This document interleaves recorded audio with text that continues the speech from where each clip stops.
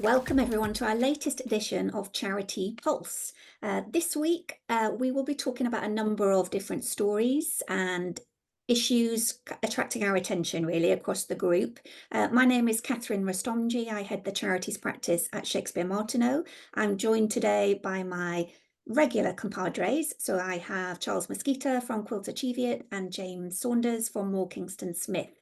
So I'm diving straight in with a story that's been rumbling for a bit of time about the Actors Benevolent Fund, which does sound as though if you're going to do a dispute, you shouldn't involve actors because this has really taken hold, I think, of that charity. But the Charity Commission has officially closed its compliance case, but it has cited examples for the whole sector that says, that you really shouldn't allow disagreements to overshadow your charity's positive work. So I suppose the regulator there trying to give that wider learning piece across the sector for all charities. But I did wonder your thoughts and experiences of the charity disputes, but also around how boards of trustees are appointed, reappointed, refreshed, all of those sorts of issues. Charles? James? Oh, James, you blinked first, so you get to. I did blink. I mean, I actually was going to draw on a bit of personal experience. I mean, as auditors, we tend to not get too involved in disputes, certainly perhaps as much as lawyers might. But I do remember one case from a few years ago where there was a very difficult situation with similar to the Actors Benevolent, I think, is a couple of tribes, if you like, of trustees disagreeing quite vehemently. As I was asked to get involved on various elements really to do with governance, if you like, just trying to make sure that things were, the disagreement was run or was managed carefully and professionally. And actually, in that case, in the end, it did work out reasonably well, and everyone got to an amicable result. The key was they were professional and civilized and respected the processes they had in place, which in the end proved to be adequate. So they did have the right processes to manage disputes in place. And that's probably one of the key learning points from any of these sort of situations. Make sure you got the right process in place in the first place to deal with these sort of disputes. Do you know, for example, what would happen if two of your trustees or two groups of your trustees did find themselves at odds over it? At what point do you need to bring in any sort of dispute resolution mechanism? Because if you're a management team, for example, and your trustees do start to argue, you could feel a little bit like either it's not your problem, that's for them to sort out. Of course, it actually is your problem, absolutely, because it's the running of the charity one way or another. Do you know exactly, what's the trigger point? What might be a number of trigger points? Where do you go? Who is responsible for enacting what comes after those trigger points? Is it the CEO? How much authority do they have? And trustees themselves, of course, have got to recognise that this could put everyone in a very difficult situation if they do have these sort of running disagreements. So it's very much the first point is get your mechanisms in place, know what happens, do a few case studies or modelling, just know what you're supposed to do. I have to say, thankfully, I've had very little personal experience of this sort of situation. I suppose the bits that struck me, one is it's quite difficult to know exactly what went on. It's interesting that there was a comment yesterday in the press from one of the obviously disgruntled trustees about dissatisfaction with the Charity Commission and taking it to the Parliamentary Ombudsman, which I think is deeply depressing. That's not a great way for regulation, that every time anything happens and somebody's unhappy with the decision. It does appear that the Charity Commission have acknowledged that they didn't consult all the trustees widely enough in the first instance. It would appear that some of the trustees that were no longer trustees hadn't been engaged with, so they've acknowledged that. I suppose from my experience of listening to other people, the areas that it really comes a cropper is when you have trustees that are either elected or coming from other organizations, and I suppose you end up with the wrong mix on the board. And the final thing I sort of thought about was the importance of the chair. But at the end of the day, if your sole focus is on your beneficiaries, you should be able to come to an amicable conclusion of what the right outcome is, even if you have to accept that that's not necessarily your view on the particular subject. So yeah, people have to get their egos out of the way and focus on what they're meant to be doing. Yeah, I thought that overall message from the Charity Commission was it in a nutshell, wasn't it? That they've completely forgotten what their charity was actually there to do, rather than just continue this dispute internally. Another point I noticed, we covered it on our last Charity Pulse, was around the consultation concerning possible changes to the Charity Governance Code. And the one that seems to have got people the most excited is whether there should be a charge for using the Charity Governance Code, and also generally whether the review is a good thing, we need it, we don't need it, who knows. Charles, any thoughts on comments you've seen this week? Yeah, I mean, we made the comment, didn't we, that we didn't think charity should pay for it, and that it's, otherwise you might as well pay for the Charity Commission or Oscar, or for the Charity Commission in Northern Ireland. So I think you either pay for all regulation or you pay for no regulation. I think the charity sector, I think there is a very strong case of why they shouldn't pay, and that should be funded. I feel deeply uncomfortable about them having to go and find funding from sponsors, because I think you could end up with the wrong people doing it and influence becoming corrupt. I'm not, in the way of, I suppose, American politics, but I think one has to be mindful of that. Yes, we covered the review last time. It's interesting they should focus on that, and I think that the response is probably the right one. Yeah, it's interesting, isn't it? James, your hot topics. It has been a week for you. There were two things that caught my eye and immediately made me think, must ask James about those.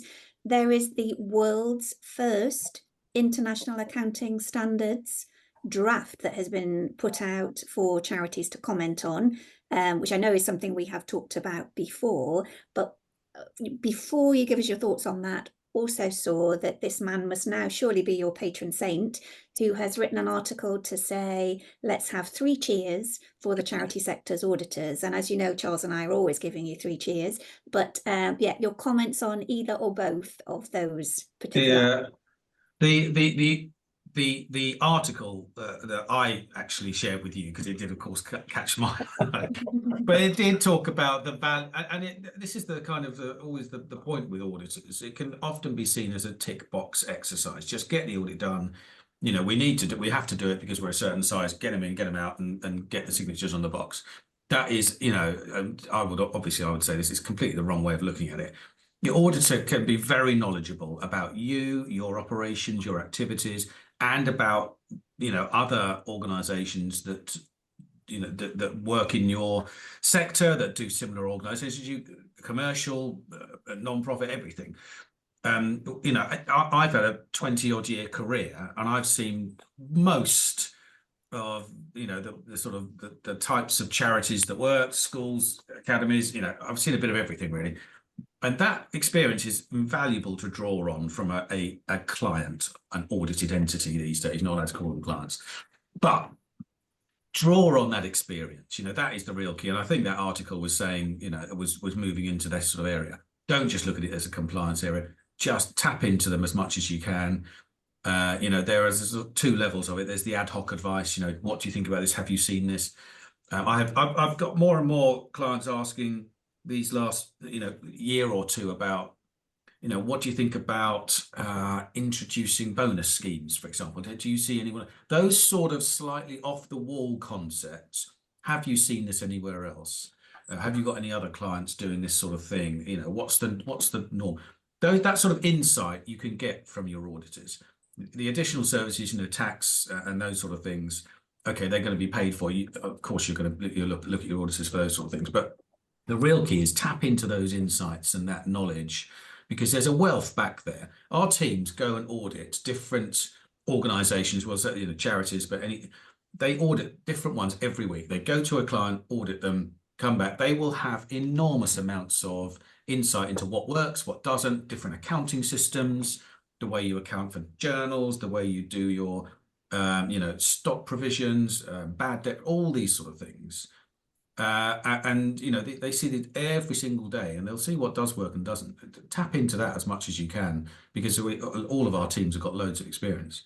But James, isn't this the same with all professional advisors? I think he's made a really good point. Is we seem to have changed over the last 20 to 30 years from being over trusting to now being suspicious of everybody.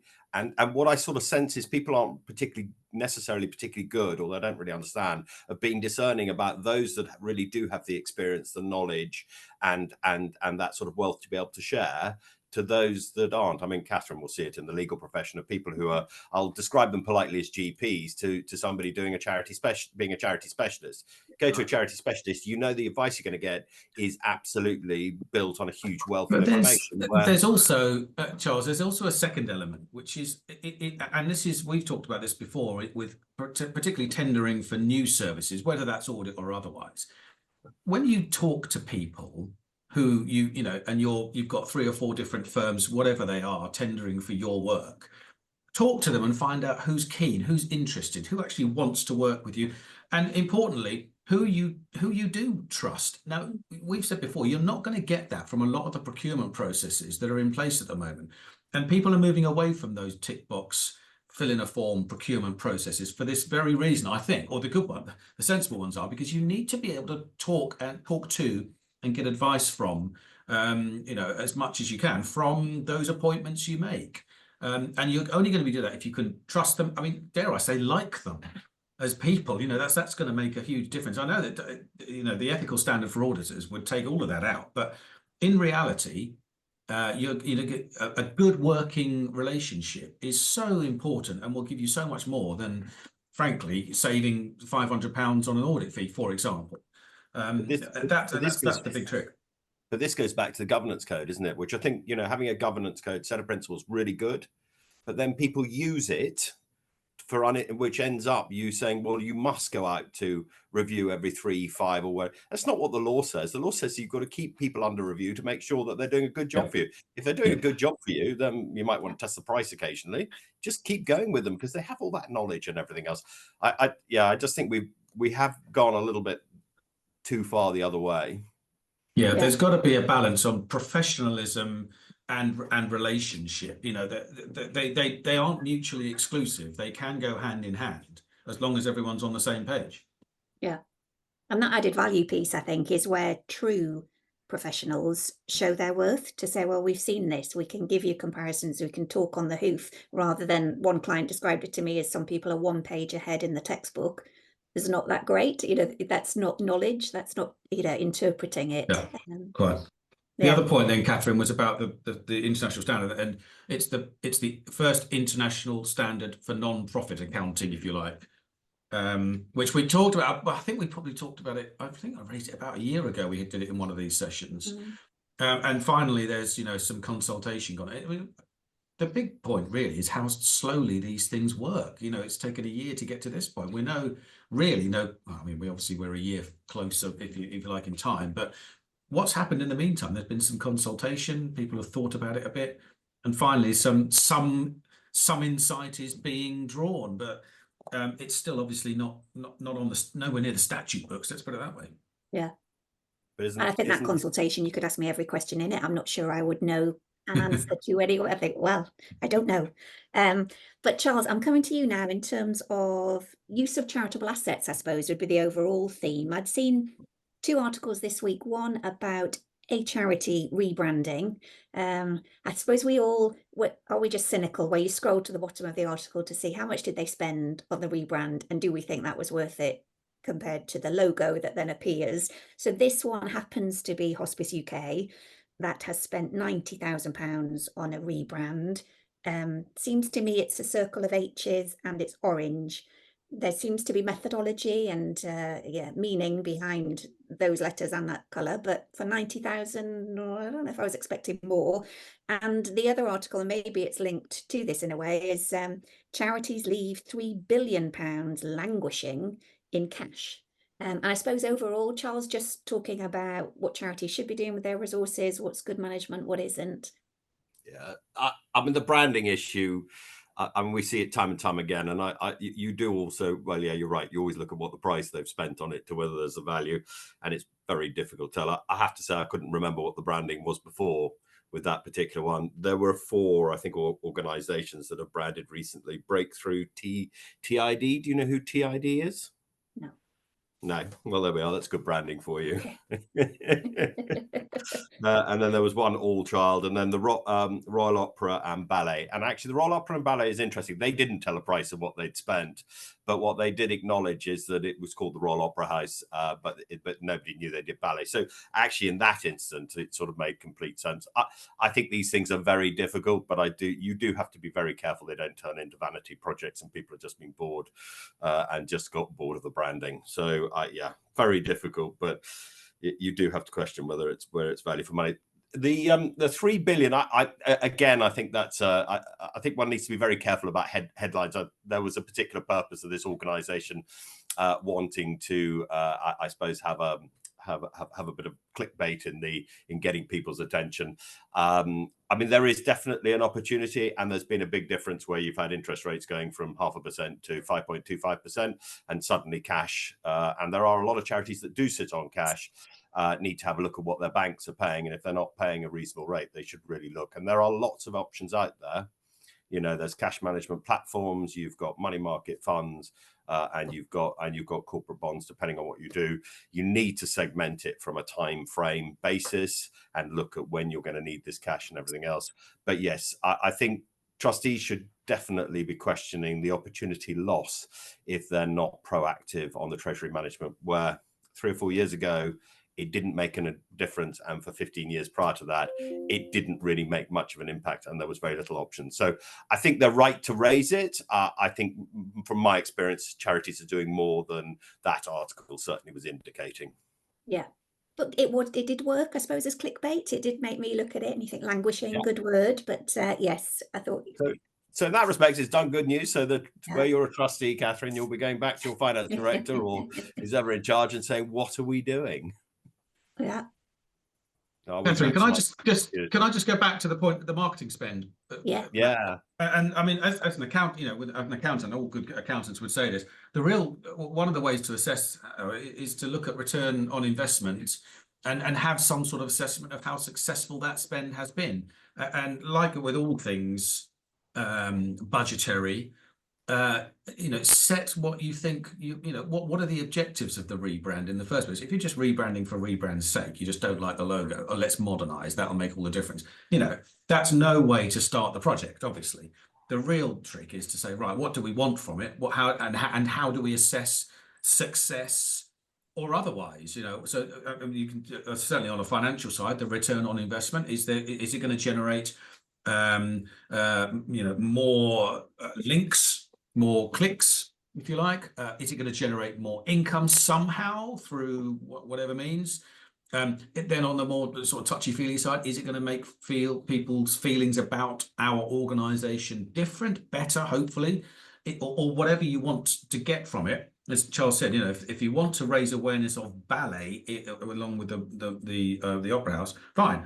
Then how do you judge it? Give it then 3, 6, 9, 12 months, however long, and start judging it. How well has that money been spent? How effective has it against your original objective? So, I mean, that will be the real key, wouldn't it? So well and good to the articles saying they've spent this much to do this. Actually, they've spent this much to do what? To get what objective out of it?